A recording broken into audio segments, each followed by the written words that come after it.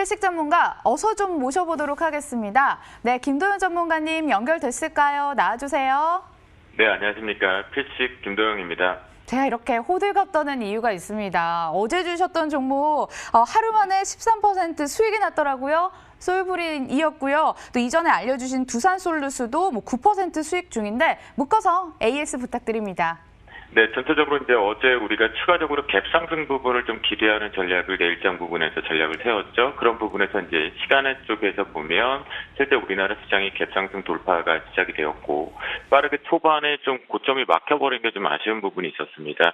이런 부분 속에서도 결국은 종목군들도 추가적으로 슈팅을 좀 나가지 못하고 정리가 되는 부분들이 계속 있었는데요.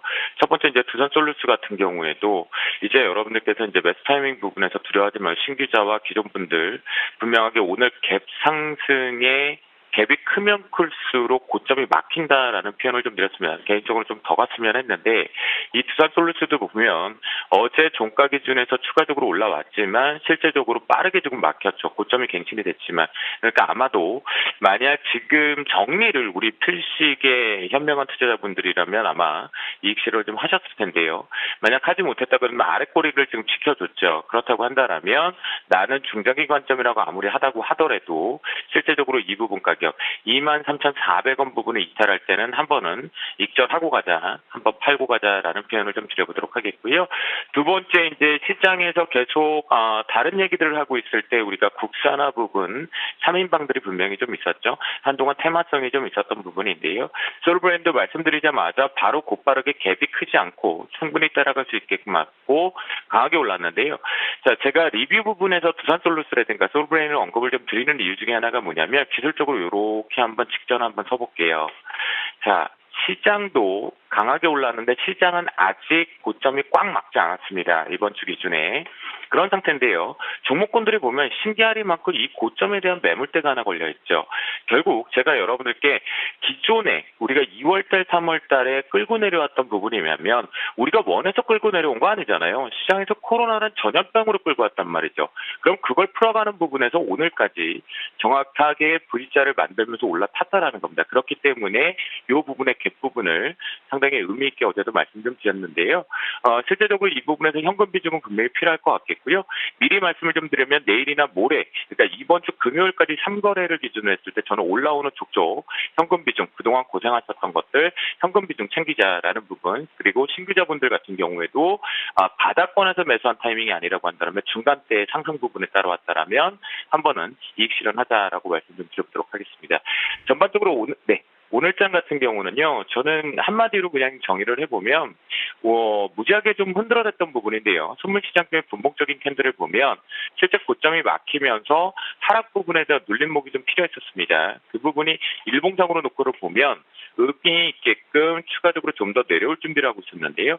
장중에 이탈리아발에 대한 호재 부분들이 있죠. 자, 이제 알려진 악재는 필요가 없겠고요. 돌발적으로 호재가 조금만 나오면 시장은 계속해서 긍정적으로 좀 화답을 하려고 한다라는 부분이죠. 근데 목에 꽉 차고 있으니까 한 번 좀 쉬어갈 필요가 있다라는 부분으로 좀 판단을 해보시면 좋겠고요. 수급적인 측면에서 오늘 좀 그렇지 라는 부분 우리가 기관을 보자라고 표현을 좀 드렸었는데 이 기관에 대한 매도가 나오면서 그렇지라고 했었어요. 그런데 제가 이 얘기 드렸죠. 외국인 믿지 말자. 외국은 언제 매수 들어올지 이거 기다리면서 언제 매수할 타이밍 보고 있겠습니다. 이거 무시하자. 이유 있다라고 설명을 좀 드렸어요. 이들이 들어오려면 시간들이 오래 걸리기 때문인데 그 전에 기관계 쪽에서 매수만 들어와주면 좋겠다. 특히 금융자 창구 쪽이 공격적인과 내 종목에서 투신이 매수가 들어오고 있다면 자신 있게 들고 가자라는 표현을 드렸는데요. 막판부에 추가적으로 다시 한번 올라오는 부분에서 금융투자와 투신 쪽이지 코스피 시장 쪽으로 매수 전환이 좀 된 부분. 이게 아침부터 매도가 나왔던 이유는 솔직히 두 가지 정도라고 보시면 돼요. 자, 오늘부터 우리나라가 CME 쪽에서 야간 시장에 대한 지수 매매 쪽이 스탑이 됐습니다. 일시적으로 항목이 좀 일시가 됐는데요. 이게 크게 우리가 의미를 부여 안 하실 거예요. 종목 투자자분들이나 지수 매매자분들이. 근데 사실은 이거는 위험을 해지하는 부분들도 있고 실제적으로 내일에 대한 방향성들을 외국인들의 시각이나 해외 시장 쪽에 장 전 부분에 대한 흐름을 파악할 수 있는 부분이 사라졌기 때문에 위험 해지를 못한다라는 거죠.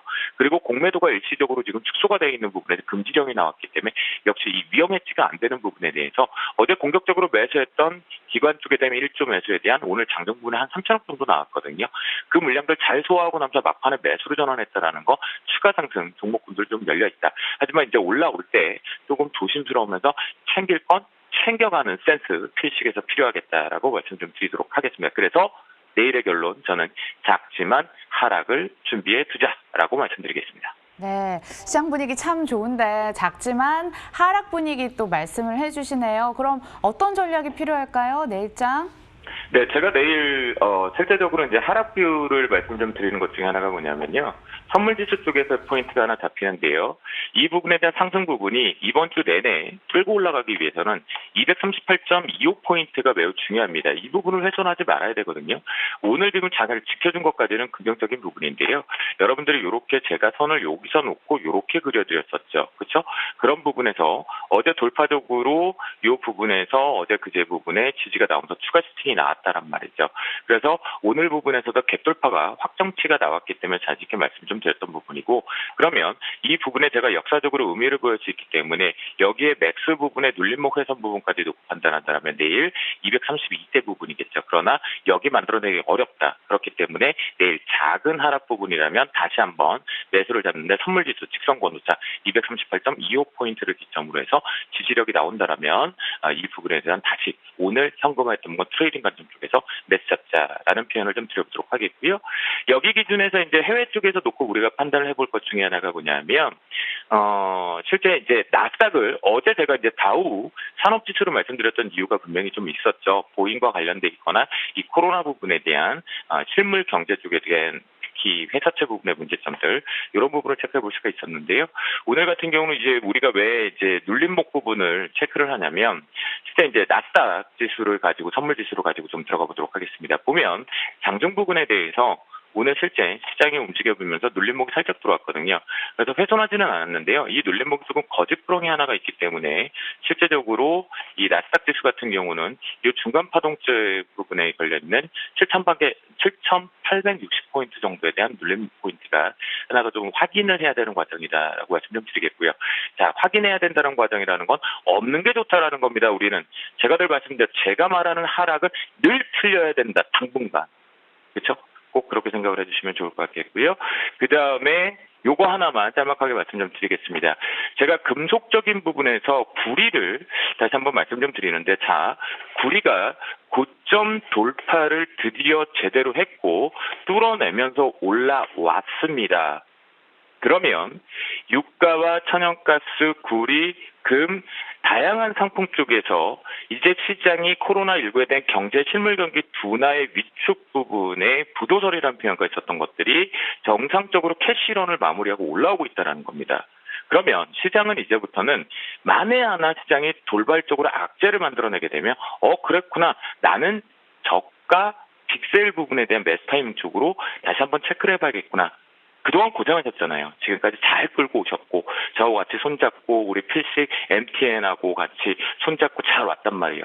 그러니까 이제 여기 올라오는 내일과 모레까지 고점이 꽉 막히는 거 한번 체크하면서 거기서 현금 조금 챙겨놓고 그거 가지고 다시 한번 이 쿠퍼 부분에 관련돼서 오늘 실제적으로 쿠퍼 같은 경우에도 다시 한번 2.25가 훼손되지 않는다라면 역시 앞에서 말씀드렸던 나스닥을 기준으로 봤을 때 실제 조정폭은 크지 않다. 그래서 작은 하락이다라는 표현을 드리는 부분입니다. 쌤 말 듣고 미리 현금 좀 챙겨주신 분들은 어떤 종목을 누려봐야 될까요? 짧게 부탁드립니다. 네, 앞에서 이제 ITM 반도체를 좀 얘기를 해주셨기 때문에 그 부분에 대해서는 계속 잘 보시면 좋겠고요. 저는 이제부터 좀 잘 봐야 되는 거 오늘 삼성전자에 대한 실적 부분을 좀 확인을 했죠. 그런 관점에 놓고 본다면 SFA 벌써 지금 아랫꼬리를 달면서 위쪽에 음봉 부분의 마감이긴 하지만 아랫꼬리의 의미가 부여할 수 있겠죠. 그렇다고 한다면 자, 제가 작은 하락 부분을 예상을 하고 있기 때문에 32,400원에서부터 그 이하 쪽에서 눌림목 포인트 31,400원 1,000원 정도의 밴드를 가지고 매수 타이밍 한번 노려보자. 삼성전자에 대한 불확실성이 일단 서프라이즈급으로 해소가 됐기 때문에 이 부분 체크하자라고 말씀 좀 드리겠고요.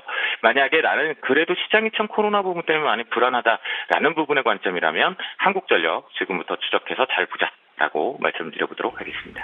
ITM 반도체, SFA 한국전력까지 말씀해 주셨습니다. 내일 또 만나요. 필시 김도현 전문가였습니다. 고맙습니다. 감사합니다. 모두가 빨간맛 보는 그날까지 함께하도록 하겠습니다. 내일도 빨간맛 시청해 주시고요. 내일 다시 뵙겠습니다. 고맙습니다.